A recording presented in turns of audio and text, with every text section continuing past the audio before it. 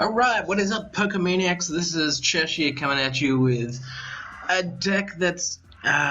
look, this isn't the final version of this deck. I know I say that a lot, but hey, you see me win with these decks anyway.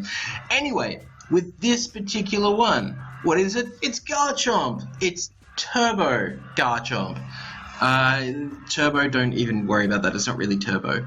I will show you why we call it Turbo in a second. But what are we playing in here? So we're playing Shaymin. Shaymin is for setup only. You don't really attack with him.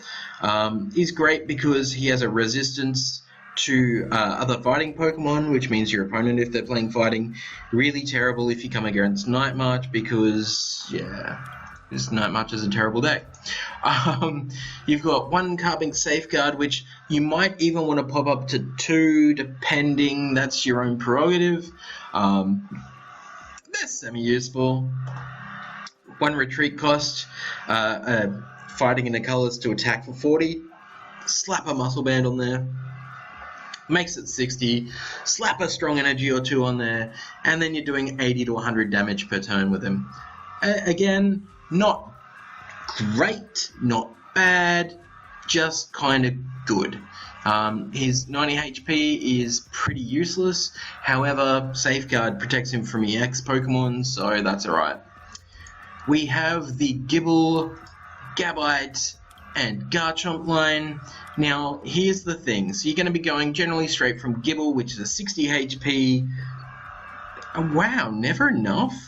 Isn't that a Cure lyric? Isn't that from the band The Cure? I'm showing my age. Kids, go look up The Cure. They're great. Anyway, never enough. 1 fighting energy, discard a card from your hand, and if you do, draw 2 cards. Pretty useless, not great. 1 retreat cost though, which is alright. No resistance, which is, a bit shocking. Has a weakness to grass, which can be yes and no. Same with good old Gabite. Gabite has 80 HP. He does have Sand Tomb though, so he can trap an opponent's Pokemon and they can't retreat it, which again is kind of useless. It only does 20 damage. It's not great, but it's only 1 fighting energy, so that's not bad. And then you have the man, the myth, the legend, might not even be a man, it's probably a female Garchomp, I don't know. We have the Stage 2 Garchomp. 130 HP, respectable, this is average, but Turbo Assault, 60 damage for 1 fighting energy. Think of this, so 60 damage for 1 fighting, 80 for 1 strong, slap a muscle band on there with a strong, you're now doing 100 damage with its first attack for 1 energy. And this is so good! But there's more. Attach an energy card from your discard pile to one of your Pokemon. One of your Pokemon. Not benched, one of your Pokemon. So if it's in play, you can slap an energy on it. Any energy. It doesn't have to be fighting. You could play this outside of a fighting deck and play some, like, rainbow energies and stuff. Anyway, bite off. 2 fighting, and that's probably why you'd probably only play a fighting deck, but still, 2 fighting for 80 plus, so it's 80 damage, but if your opponent's active Pokemon is an EX Pokemon, it does 80 more damage, so that's 160 whopping damage for 2 fighting energy, 180 whopping damage for 2 fighting energy and having a muscle band. Just crazy, with no retreat cost. This guy is amazing. But then again, he only has 130 and he's allergic to grass. But he's still amazing. What else have we got? We have Hawlucha, which is, of course, Shining Spirit Hawlucha. We've all seen this before. He's in there as an EX tech. Blah, blah, blah. Don't want to talk to you about that one again.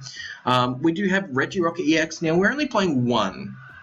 And he's sort of like a constant plus power, but really horrible, and I should probably take him out, but you know what, we're going to leave him in here for now because he hasn't been a problem. So if you want to, you can use him for his attack. However, we're using him for Regipower, so the attacks of our fighting Pokemon, including Regirock-EX, do 10 more damage to your opponent's active Pokemon before applying weakness and resistance. Yeah, I mean, if you want to put a couple of these in your deck and then you're just pounding with power, go nuts. But that 3 retreat cost means you want to be floating some float stones in there. Speaking of, let's go to the trainers. So we have 1 escape rope as a just-in-case paralysis. If you're paralyzed or poisoned, you can escape rope out of there, and it's alright, it's handy. We've got 1 Evosoda for the obvious reason of being able to search out or accelerate our Garchomps as fast as we can.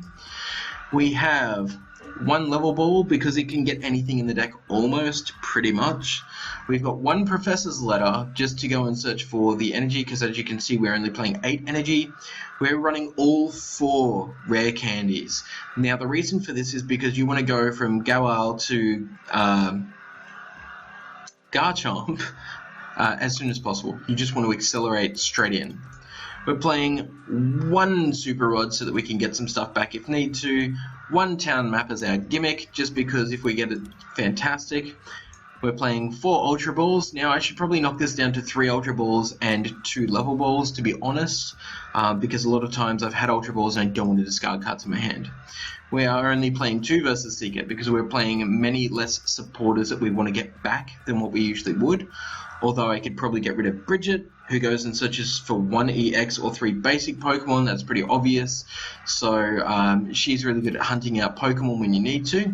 We're playing 4 Korrina.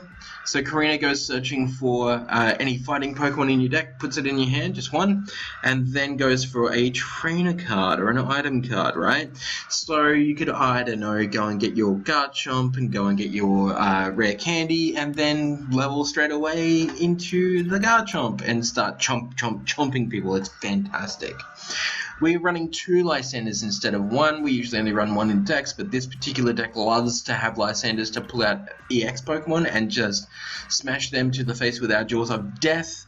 We have Professor Birch's Observation ×3, which we probably should replace with N, but this deck does get prizes really quickly, and N can be pretty bad for us later on in the game. We've got 3 Sycamore. We have 3 Fighting Stadium. Obviously helps our fighting Pokemon do an extra 20 damage to Pokemon EX if they're the defender, so that's amazing. Again, it all goes back to tying into extra damage. We're only playing 1 Float Stone, which I feel like 2 would probably be a better option, but I haven't had a situation where I've had to use more than that.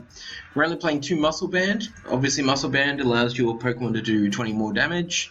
And we are playing 2 Focus Slash, and they are primarily to help you against decks that look like they're probably going to one-hit KO you out of the form.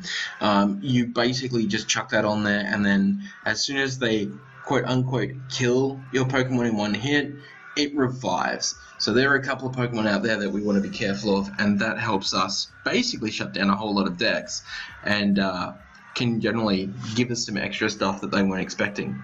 Alright, well that's the deck. We're going to go and play said deck. Oh, energy! What am I doing? 4 strong energy for the obvious of having extra 20 damage per strong energy, and 4 fighting energy. Okay, that's the deck. Let's go out, take it into a tournament. This will be the 3-round, 8-person tournament, and we will see how we do.